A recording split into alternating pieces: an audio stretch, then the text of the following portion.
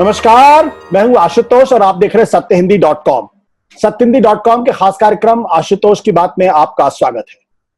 आज हम बातचीत करेंगे नेपाल के संदर्भ में, साथ ही चीन से जो हमारे संबंध पिछले दिनों बिगड़े हैं उस पर। और ये सवाल खड़ा करेंगे कि क्यों हमारे पड़ोसियों से हमारे रिश्ते जो पहले बेहतर हुआ करते थे अब वो गड़बड़ हो रहे हैं, इसके पीछे कारण क्या है। और इन तमाम मसलों बात करने के लिए हमारे साथ है प्रोफेसर एस.टी. मुनि।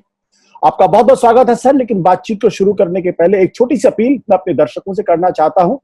सत्यहिंदी.com को आप लोगों का समर्थन, सपोर्ट, सहयोग बहुत मिल रहा है। इस समर्थन सहयोग को और मजबूत करने के लिए और ईमानदार पत्रकारिता को और बढ़ाने के लिए ये जरूरी है कि आप हमें और सहयोग करें।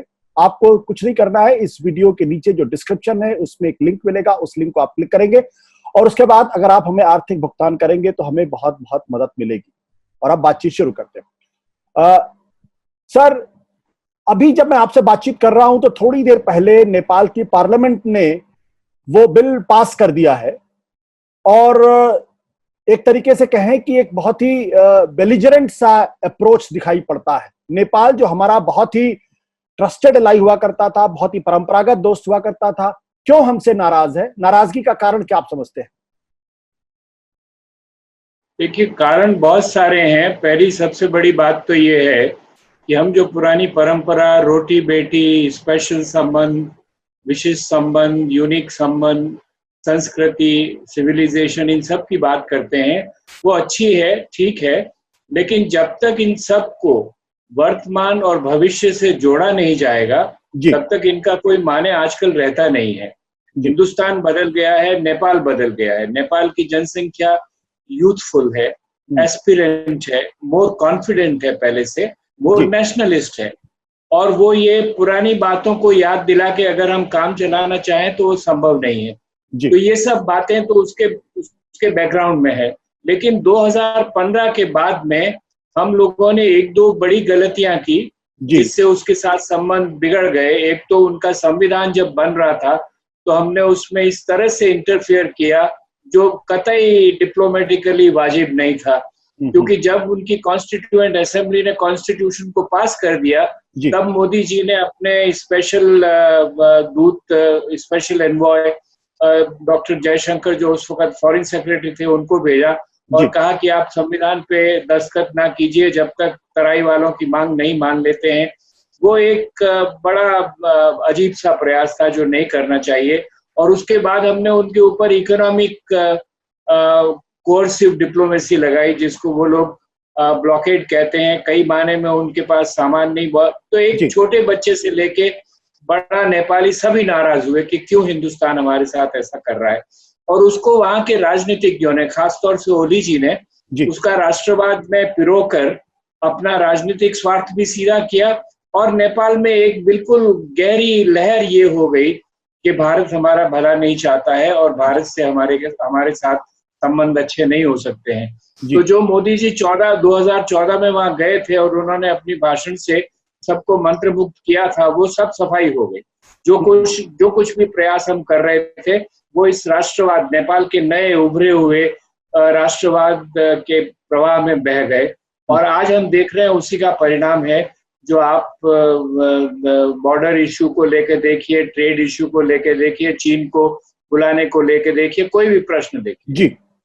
हम अपने दर्शकों को ये बता दें कि दरअसल अभी जो नेपाल की संसद ने जो मैप पास किया है उस मैप में लिपुलेख, कालापानी और लिम्पियाधुरा, ये 3 इलाके हैं जिनको भारत कहता है कि ये हमारे इलाके हैं। उसको नेपाल ने अपना इलाका घोषित करते हुए संसद से वो बिल पास किया है। यानी अब वो इन इलाकों को अपना इलाका मान रहा है। इसको लेकर भारत की चिंता पहले से थी। भारत ने इसको लेकर अपनी आपत्ति भी दर्ज कराई थी। नेपाल की तरफ से कहा जा रहा था कि भारत जो है हमसे बातचीत करे, लेकिन भारत ने फिलहाल अभी तक उनसे बातचीत नहीं की है। तो ये संदर्भ जिस संदर्भ के अंदर हम आज बातचीत कर रहे हैं। सर, मेरा सवाल यह है कि नेपाल एक हिंदू राष्ट्र है और अगर आरएसएस की विचारधारा को देखें तो वो भी हिंदू राष्ट्र की बात करती है। तो क्या ऐसे समय में, जबकि देश में एक बीजेपी की सरकार है जो हिंदू दर्शन की बात करती है, हिंदुत्व की बात करती है, नेपाल जो हिंदू राष्ट्र है उससे रिश्ते बिगड़ना, ये कुछ अजीब सा नहीं लगता आपको? देखिए अजीब, इसलिए मैं कुछ और अलग थोड़ी सी बात आपसे आशुतोष करता हूँ। जी। ये जो आप हिंदू राष्ट्र की बात कह रहे हैं, ये वाकई में सही नहीं है। पहली बात तो ये है कि हिंदू समाज है नेपाल का, जैसे हम लोगों का हिंदू समाज है, लेकिन राज्य वहाँ का हिंदू नहीं है। वहाँ का राज्य हिंदू राष्ट्र बना था 1962 में, राजा महेंद्र ने उसको बनवाया, लेकिन उसके बाद जो नया परिवर्तन 2005-2006 में हुआ है, जिसमें माओवादी उभर कर आए, जनतंत्र उभर कर आया, उन सभी ने उसको एक सेक्युलर स्टेट के रूप में माना है और उनके कॉन्स्टिट्यूशन में हिंदू राष्ट्र नहीं है। हालांकि बहुत सारे समझौते उन्होंने किए हैं, लेकिन हिंदू राष्ट्र नहीं है। ये आप सही कह रहे हैं कि बीजेपी के कुछ तबके बहुत स्ट्रांगली ये कोशिश कर रहे हैं कि नेपाल को हिंदू राष्ट्र बनाया जाए और वहाँ हिंदुत्व के प्रभाव को लिया जाए। यही मैं कह रहा हूँ कि हम जो नया नेपाल उभर कर आया है उसको समझ नहीं रहे हैं। वहाँ के जो जवान लोग हैं, नौजवान लोग हैं, वहाँ की जो राजनीतिक प्रक्रिया वहाँ चल रही है, उसमें हिंदुत्व जैसे मुद्दों का कोई बहुत बड़ा महत्व है नहीं वहाँ पर। और राज्य को, किसी भी राज्य को एक सेक्युलर, एक सेक्टेरियन आइडेंटिटी अगर आप देंगे तो वो समाज छिन्न भिन्न हो जाएगा। श्रीलंका में हमने देखा ऐसा हुआ, पाकिस्तान में हम देख रहे हैं ऐसा हुआ, म्यांमार में हम देख रहे हैं प्रॉब्लम्स वहां पे निकल आई हैं। तो इस तरह से हमारी जो विविधता है, जो सारे दक्षिण एशिया की विविधता है, उसमें आप किसी राज्य को एक स्पेशल आइडेंटिटी नहीं दे सकते। और खास तौर से जो सेक्टेरियन आइडेंटिटी है, जो अलगाव वाली आइडेंटिटी है, उसको नहीं देना चाहिए। ये सबसे बड़ी गलती अगर बीजेपी के कुछ लोग उसको हिंदू राज्य बनाने की कर रहे हैं तो कोशिश कर रहे हैं, और उसका भी एक रिएक्शन है कि क्यों हमारे ऊपर एक ऐसी आइडेंटिटी थोपने का भारत प्रयास कर रहा है। भारत सेक्युलर कंट्री है। सुषमा स्वराज ने कहा था, मैंने ओथ लिया है एज ए सेक्युलर कंट्री के मिनिस्टर के बारे में, इसलिए she made it very clear कि ये हिंदू राष्ट्र से जो भी हो, तो ये कंट्रोवर्सी जरूर है, लेकिन हिंदू राष्ट्र होके हम एक तरह की आइडेंटिटी, कौन से दो बुद्धिस्ट राष्ट्र हैं जो आपस में एक दूसरे की तरह सोचते हैं, कौन से दो मुस्लिम राष्ट्र ऐसे हैं जो आपस में एक दूसरे की तरह सोचते हैं, ये सोच ही गलत। तो इसके आधार पर हम नेपाल से संबंधों को नहीं सुधार सकते हैं। हम सिर्फ इस आधार पर सुधार सकते हैं कि हम नेपाल के एस्पिरेशंस को, महत्वाकांक्षाओं को, वहां के विश्वास को, वहां की सेंसिटिविटी को ठीक से एड्रेस करें। सर, मेरा सवाल इसमें एक ये भी है कि नेपाल को क्या हमने हमेशा एक क्लाइंट स्टेट की तरीके से बिहेव किया है, और अब जबकि देश के अंदर 303 मेंबर ऑफ पार्लियामेंट की पार्टी है, सरकार है, क्या उनको लगता है कि हिंदुस्तान कुछ ज्यादा ही अलग तरीके से उनके साथ व्यवहार कर रहा है, या उनको कुछ दूसरी नजरों से देखने की कोशिश कर रहा है? मेरा कहने का मतलब यह है कि हमेशा यह माना गया कि नेपाल तो हमारे पॉकेट के अंदर है, और हमारे जो डिप्लोमेट्स वो हमेशा से मानते थे कि वहां पे वही होगा जो हम चाहेंगे या भारत चाहेगा। क्या वो रिजेंटमेंट भी बहुत ज्यादा बढ़ गया पिछले दिनों? ये बात सही है आशुतोष की हमने अपनी डिप्लोमेसी में बहुत कॉम्प्लेसेंसी, वो क्या कहना चाहिए, एक्सेस कॉन्फिडेंस से हम लोग नेपाल जैसे कंट्री को डील करते हैं, खास तौर से दूसरे नेबर्स को भी वैसे डील करते हैं। और उसका एक नतीजा है कि उनकी जो आइडेंटिटी प्रॉब्लम है उसमें बहुत दबाव पड़ता है और वो इसको बर्दाश्त नहीं करते हैं। लेकिन दो तीन और दूसरी बातें भी है जहां तक नेपाल और भारत का संबंध है। देखिए, नेपाल की कोई ऐसी बड़ी घटना नहीं हुई जिसमें भारत ने एक डिसाइसिव रोल प्ले नहीं किया हो। चाहे राणाओं को हटाने की बात हुई, चाहे किंग महेंद्र की डेमोक्रेसी के खिलाफ जो जिद्दोजहद थी उसमें डेमोक्रेसी को सपोर्ट करने की बात हुई, चाहे पंचायत राज्य को हटाकर डेमोक्रेसी लाने की बात की, या चाहे माओवादी आंदोलन जो था उसको मेन स्ट्रीम करने की बात हुई। भारत ने बहुत बड़ी भूमिका वहां पैदा की है। और बड़े आपको ऐसे एग्जाम्पल मिलेंगे जहां सभी नेपालियों ने उस भूमिका को सराहा है। लेकिन ये जो गुडविल पैदा होती है उसको हम जल्दी से खो देते हैं। अंग्रेजी में मैं कहता हूं कि हमारी डिप्लोमेसी पेंडुलम की तरह ऑसिलेट करती है between breakthroughs and breakdowns. हम बहुत अच्छे नतीजे वहां निकालते हैं और फिर हमारी डिप्लोमेसी ब्रेक डाउन हो जाती है क्योंकि कॉम्प्लेसेंसी है, हम उसको सीरियसली परस्यू नहीं करते हैं और सेंसिटिविटी जो है नेपाल की उसके प्रति ज्यादा उत्तरदायी नहीं होते हैं। यही वजह है कि हमारे रिलेशंस अच्छे नहीं है। तीसरी बात एक और है, देखिए कोई भी बड़ा राष्ट्र उसके जो छोटे पड़ोसी हैं हमेशा उससे संदिग्ध रहेंगे, परेशान रहेंगे। एक तो अपने आप में एक जो असंतुलन होता है उनके रिसोर्सेज में, उनकी शक्ति में, उससे कंट्रीज अनकंफर्टेबल रहते हैं। हमें एक्स्ट्रा प्रयास ये करना चाहिए कि उसके इन डिस्कम्फर्ट को हम किसी तरह से क्रिएटिवली चैनल करें। वो अनफॉर्चुनेटली हमारी डिप्लोमेसी ने कभी कवास किया है, लेकिन कंसिस्टेंटली नहीं किया है, और इसीलिए एलिनेट हो गए हैं। और कई हद तक जो पड़ोसी है हमारे, वो जो दूसरे देशों को बुलाते हैं, जैसे चीन का भी मुद्दा आएगा, वो उसका आधा से ज्यादा कारण ये है कि वो हमसे नाराजगी दिखाना चाहते हैं और हमसे प्रसन्न नहीं है, हमसे संतुष्ट नहीं है। जो कहता है कि चीन ने बहुत क्लेवरली, बहुत स्मार्टली पिछले दिनों नेपाल को अपनी तरफ करने की कोशिश की है।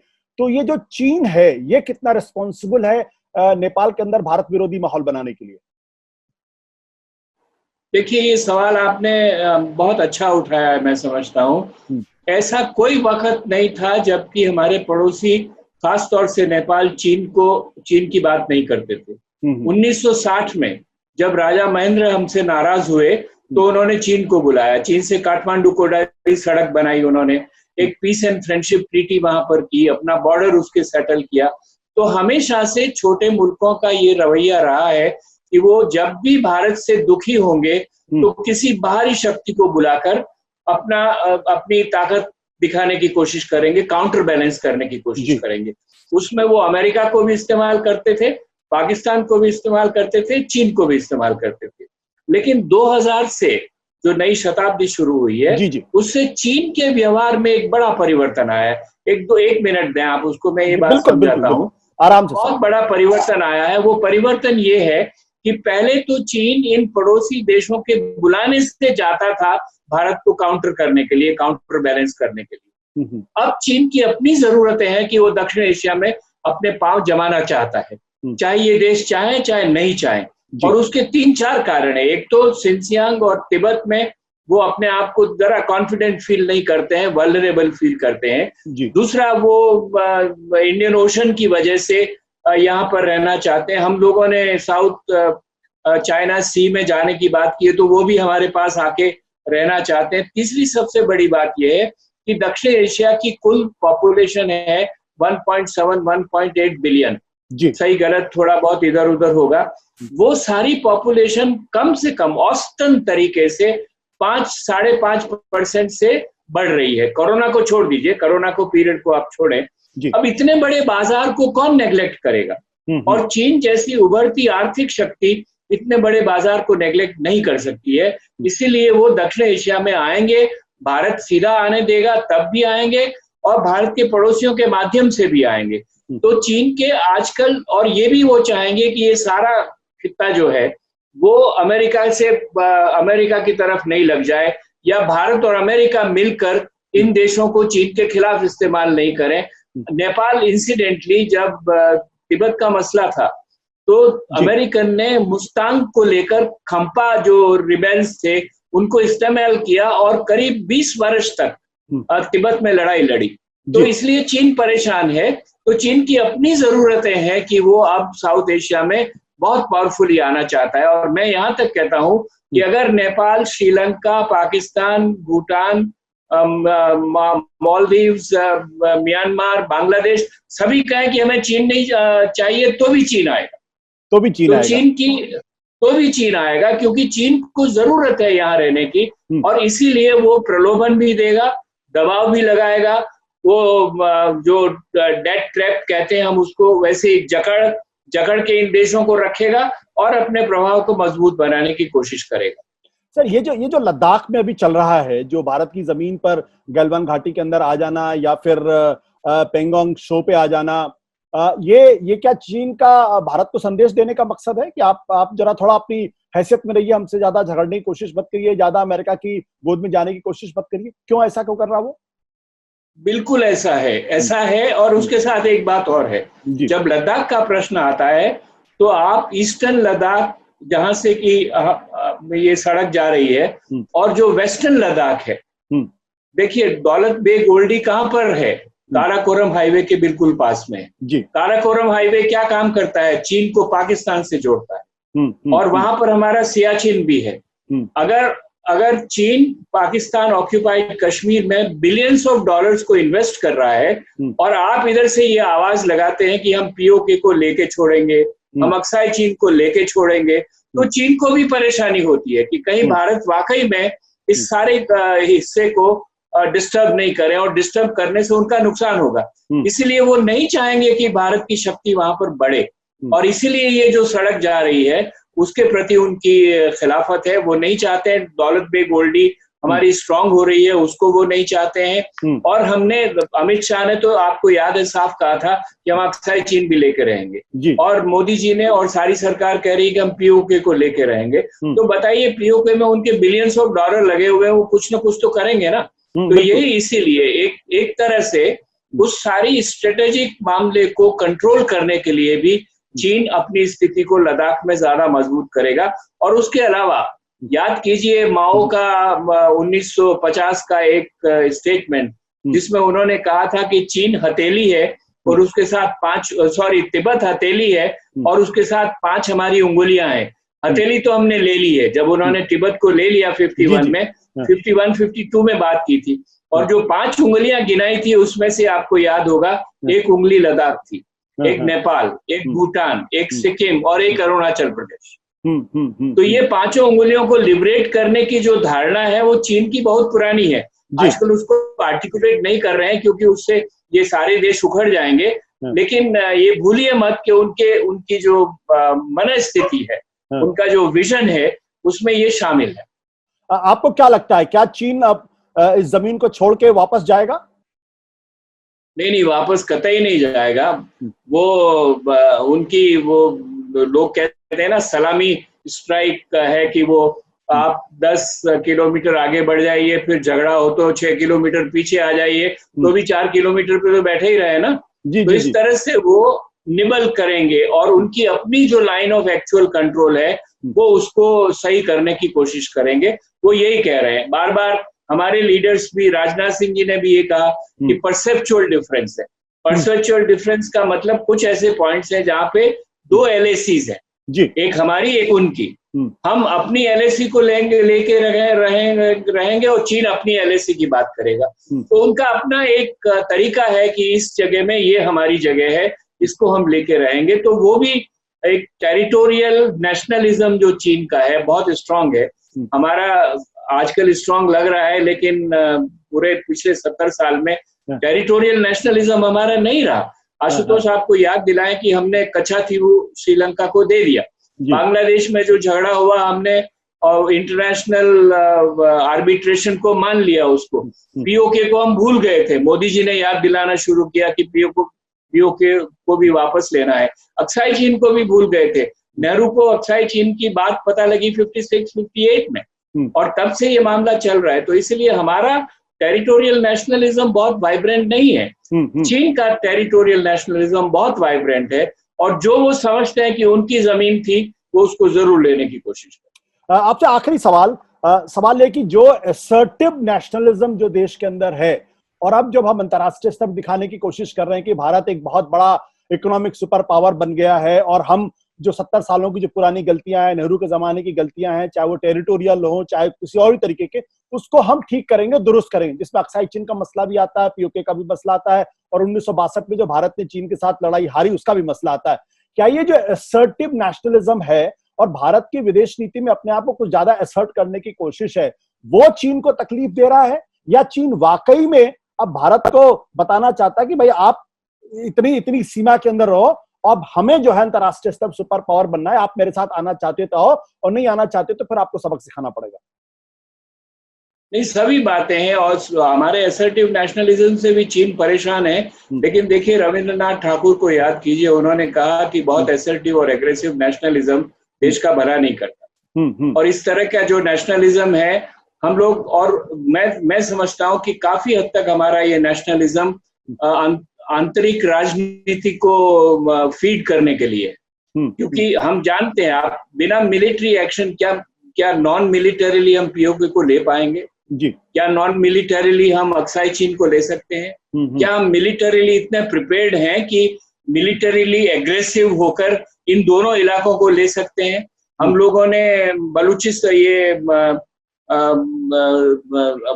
बाल्टिस्तान और गिलगित की बात करी, तो ये सब मिलिट्री के मसले हैं और मिलिट्री के हिसाब से ये नेशनलिज्म भड़का के यहाँ के लोगों को, जैसे आपने बालाकोट में काम किया तो लोगों ने कहा अरे वाह वाह क्या नेशनलिज्म की बात हुई।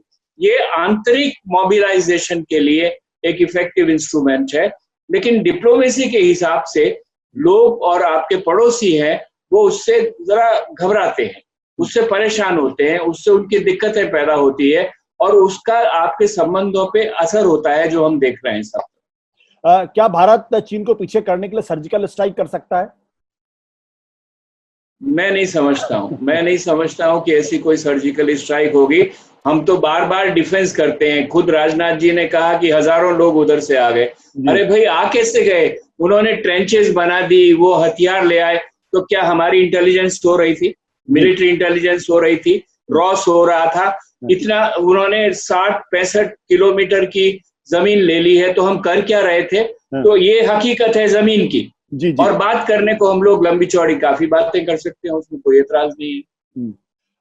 आखिरी सवाल, क्योंकि मैं टेम्पटेशन अपना रोक नहीं पा रहा हूँ, आपने इतने बढ़िया तरीके से चीजों को किया है। हमारी विदेश नीति जो मोदी जी के आने के बाद से बदली है, क्या ये उसका खमियाजा है क्या? नहीं, देखिए विदेश नीति का जो रूट है वो बहुत सही है। हमने कहा नेबरहुड फर्स्ट। कोई सरकार ऐसी भारत की नहीं आई जिसने ये नहीं कहा कि पड़ोसियों के साथ हमको अच्छे संबंध रखने चाहिए। हमने कहा नेबरहुड फर्स्ट। जब नेबरहुड फर्स्ट को शुरू किया हमने, तो 3 महीने में हमने पाकिस्तान से बातचीत बंद कर दी। आपको मालूम है, वो ट्रेड डेलीगेशन आया और उन्होंने कहा कि हम हुर्रियत वाले से बात करेंगे, तो हमने कहा हम आपसे बात नहीं करते। अरे भाई, आपको हुर्रियत को रोकना था तो कश्मीर में रोकिए ना।